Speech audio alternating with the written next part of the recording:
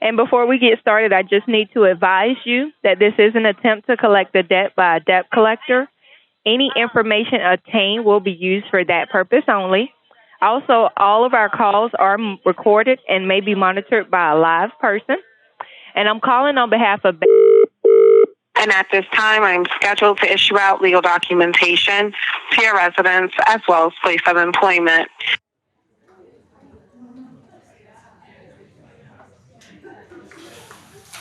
Teetering on the edge of... When we look at someone like me, I don't have anything to my personal name. The shame that came with that, like I wasted all of this time and I can't talk about the struggles with everybody. It's hard knowing that my mom can't retire. education was the way for us to break that cycle of poverty. So I don't know what to do. I owe now $150,000 in student debt. I guess I just want to add to the chorus here, like, it's bullshit.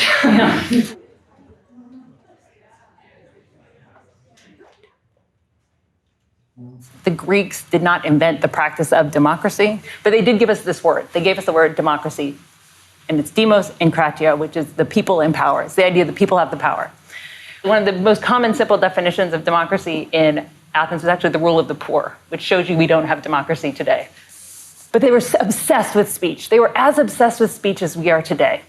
And they had two concepts of speech. And the first was one we know well, and they called it parrhesia, and it was frank and fearless speech. So the speech of speaking truth to power, being candid, freedom of speech. But they had another value that was even more important. It was so important to them that it was used as a synonym for democracy. It was called isagoria. And it was equality of speech. It was literally strict equality of free public political speech. So freedom of speech balanced with equality of speech. But this should only take a minute, and it may help you avoid any damage to your credit history. Can I proceed? I just need to quickly verify that I'm speaking to the correct person. Can you please confirm the last 4 digits of your Social Security number?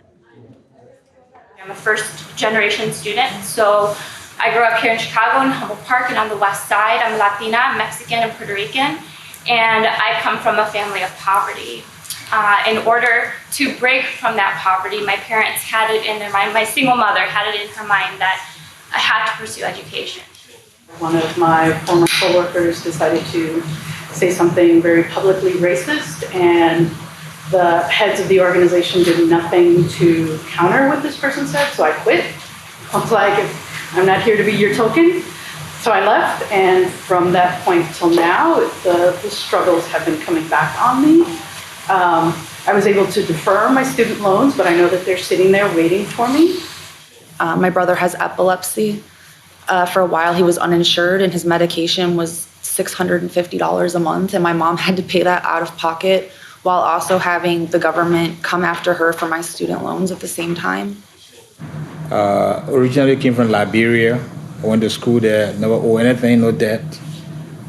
Because of civil war, I kind of flew out of here on the political asylum, so I stayed here. And even though I had a degree from Liberia, I couldn't prove it because no document to show. So I have to go back to school. So by then I graduated from Loyola, my debt was almost like this. I was going to college in 2009. The first year I got sick with bipolar disorder. And then from that point, accumulated a lot of hospital bills. I worked to pay the ambulance bills and the hospital bills for 3 years. I continued my education and took out government as well as private loans that accumulate in total of $50,000 in debt. I don't have anything to my personal name other than those debts. I owe now $150,000 in student debt. I went to a lawyer to discuss my debt, and he said, I'll not work with you because you study art. Yeah, he told me this. They were telling her on the one hand, here's what you need to keep your home, and she's doing all those things. And on the other hand, they're moving the foreclosure proceeding at the same time. It's called dual tracking.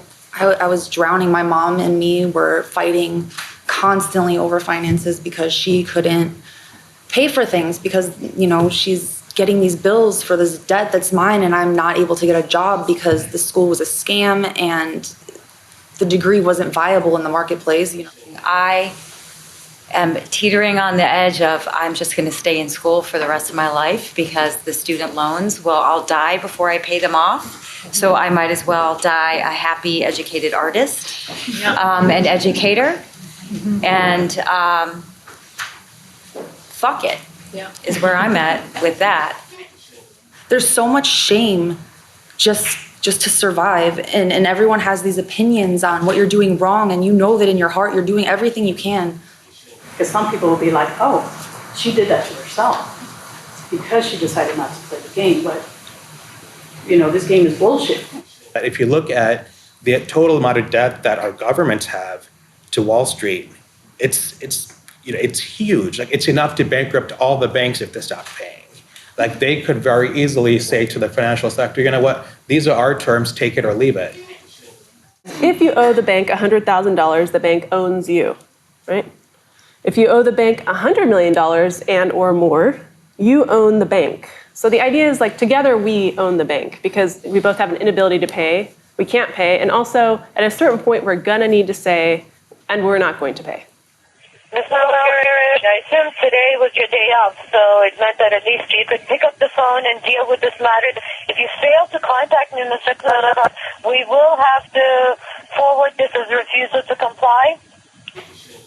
If people understand their individual experiences of debts as a shared problem and one that's structural, they can potentially act collectively to make some transformation and change. A group of us started to think about this around 2011 and 12, after the housing crash. And we asked ourselves after that crash, what would have happened had people been organized before that moment? What would have been different?